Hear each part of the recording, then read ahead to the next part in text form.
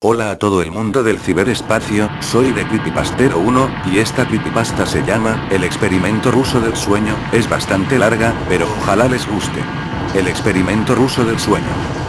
Investigadores rusos a finales de los 40 mantuvieron a 5 personas despiertas por 15 días utilizando un estimulante basado en gas. Los tuvieron encerrados en un ambiente sellado para monitorear cuidadosamente el uso de oxígeno, de manera que el gas no los matase, debido a las altas concentraciones de gas. Esto fue antes de que existiera el circuito cerrado, por lo que tuvieron que usar micrófonos y ventanas con grosor de 5 pulgadas para observar a los sujetos. El cuarto estaba lleno de libros, cobijas para dormir, pero ninguna cama, agua corriente, baño y la suficiente cantidad de comida para que los 5 sobrevivieran por un mes. Los sujetos de prueba eran prisioneros políticos y de guerra declarados enemigos del Estado durante la Segunda Guerra Mundial. Todo estuvo bien por los primeros 5 días. Los sujetos rara vez se quejaban después de que falsamente se les había prometido su libertad si aceptaban tomar parte de la prueba y no dormir por 30 días. Sus conversaciones y actividades fueron monitoreadas y los científicos notaron que conforme pasaba el tiempo, ellos hablaban sobre incidentes traumáticos de su pasado. Después de 5 días se empezaron a quejar de las circunstancias y eventos que los llevaron a donde estaban y empezaron a demostrar paranoia severa. Dejaron de hablar entre ellos, y comenzaron a murmurar de manera alterna en los micrófonos. De manera extraña, todos parecían creer que podían ganar la confianza de sus captores si traicionaban a sus camaradas. En un principio se creyó que esto era un efecto del gas. Después de 9 días, el primero de ellos empezó a gritar. Corría por todo el cuarto gritando repetidamente por 3 horas seguidas. Después, trató de continuar gritando, pero solo podía dar un grito ocasional.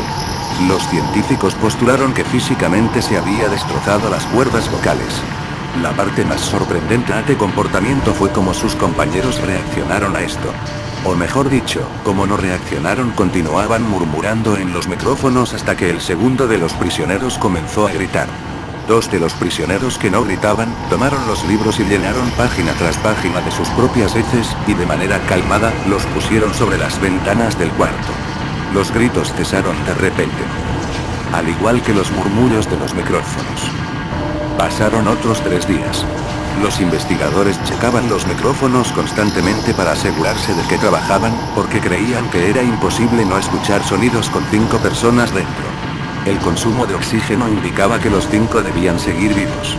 De hecho, el consumo de oxígeno era el necesario para 5 personas que hacían ejercicio extenuante.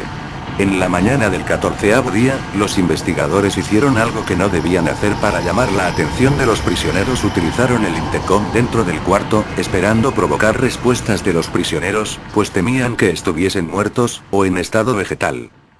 Anunciaron: abriremos el cuarto para probar los micrófonos.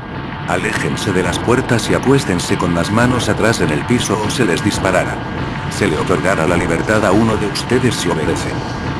Para su sorpresa, escucharon solo una frase, con voz calmada: no queremos ser liberados. Hubo gran debate entre los investigadores y fuerzas militares que financiaban el proyecto. Sin poder provocar más respuestas utilizando el intercom, finalmente se decidió abrir el cuarto a la medianoche del día número 15. Se limpió el gas del cuarto, y se llenó de aire fresco. Inmediatamente, voces de los micrófonos empezaron a objetar. 3 voces diferentes rogaban por la vida de sus seres queridos, que encendieran el gas nuevamente. Se abrió el cuarto para sacar a los prisioneros. Gritaron más fuerte que nunca, al igual que los soldados, cuando vieron lo que había dentro. 4 de los sujetos seguían vivos. Las raciones de los pasados 5 días no habían sido tocadas. Habían pedazos de carne de las costillas y pantorrillas del sujeto muerto colocados dentro del drenaje del centro del cuarto, bloqueándolo, permitiendo que 4 pulgadas de agua se acumulara en el piso. Los 4 sobrevivientes también tenían pedazos de piel y carne arrancada de sus cuerpos. La destrucción de tejidos y la exposición de huesos en la punta de sus dedos indicaba que las heridas fueron infligidas por las manos, y no con los dientes, como era de suponerse. Al examinarlos, se descubrió que la mayoría de las heridas fueron autoinfligidas en su mayoría. La piel y los órganos detrás de las costillas fueron removidos, mientras que el corazón, los pulmones y el diafragma seguían en su lugar. El tracto digestivo de los 4 sujetos podía verse trabajar, digiriendo comida. Rápidamente se hizo aparente estaban digiriendo su propia carne, y que ellos la arrancaron y se la comieron en el transcurso de los días. La mayoría de los soldados eran fuerzas especiales rusas en las instalaciones, pero aún así, muchos se negaron a regresar al cuarto para sacar a los prisioneros. Estos, sin embargo, insistían a gritos que los dejaran dentro y de manera alterna rogaron y demandaron que se encendiera el gas nuevamente, para evitar quedarse dormidos. Para sorpresa de todos, los sujetos pusieron una resistencia feroz durante la extracción.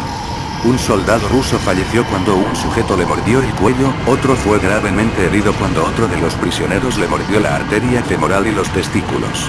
Otros 5 soldados perdieron la vida, si se cuentan a aquellos que se quitaron la vida en las semanas consecuentes al incidente. Durante la lucha, uno de los prisioneros dañó su brazo, sangrando de manera casi inmediata. Se intentó sedar al sujeto, pero fue imposible. Se le inyectó más de 10 veces de la dosis humana de morfina, y aún así luchó como un animal rodeado, rompiendo las costillas y un brazo de un doctor. Se veía latir su corazón al máximo por 2 minutos completos, mientras se desangraba, y continuó gritando por más de 3 minutos, atacando a quien se le acercara, repitiendo la palabra más una y otra vez, cada vez más débil, hasta que cayó en silencio. Los otros 3 sobrevivientes fueron inmovilizados fuertemente y llevados hacia instalaciones médicas. 2 de ellos, con cuerdas vocales intactas, demandaban continuamente más gas para permanecer despiertos. El más herido de los 3, fue llevado al único cuarto de cirugía que había en las instalaciones.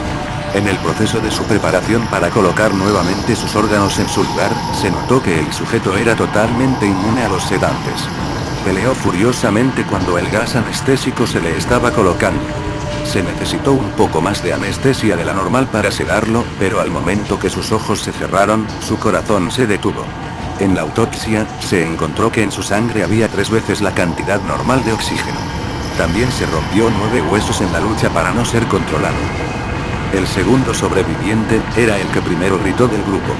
Con sus cuerdas vocales destruidas, él no pudo objetar la cirugía, y solo reaccionaba agitando violentamente la cabeza en desacuerdo cuando se le administraba el gas anestésico. Afirmó violentamente con la cabeza cuando alguien sugirió hacer la cirugía sin anestesia, y no reaccionó durante la misma, que duró 6 horas en la cual se intentó reemplazar sus órganos abdominales y cubrirlo con lo que quedaba de su piel. El cirujano afirmó que era médicamente imposible que el sujeto siguiera con vida. Una enfermera aterrada que ayudó en la cirugía, comentó que la boca del paciente formaba una sonrisa cada vez que sus ojos se encontraban. Cuando la cirugía terminó, el sujeto miró al cirujano y empezó a hacer sonidos fuertemente, como tratando de hablar. Asumiendo que esto era de gran importancia, el cirujano le entregó un papel y una pluma, para que el paciente pudiera comunicarse. Sigue cortando, escribió. Se le hizo la misma cirugía sin anestesia a los otros 2 sujetos. Se les tuvo que inyectar un paralítico, pues ellos reían constantemente, y le era imposible realizar la operación al cirujano. Una vez paralizados, solo podían interactuar con sus ojos. En el momento en que pudieron hablar nuevamente, exigieron una vez más el gas estimulante.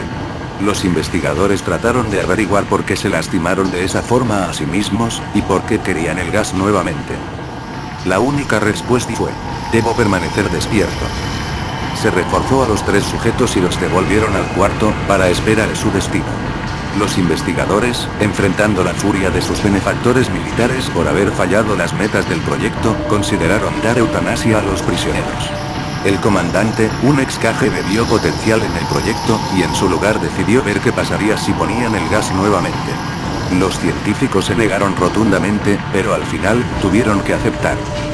En preparación para ser sellados nuevamente en el cuarto, los prisioneros fueron conectados a un monitor para sorpresa de todos, los 3 dejaron de pelear en el momento que se dieron cuenta que los regresarían al gas.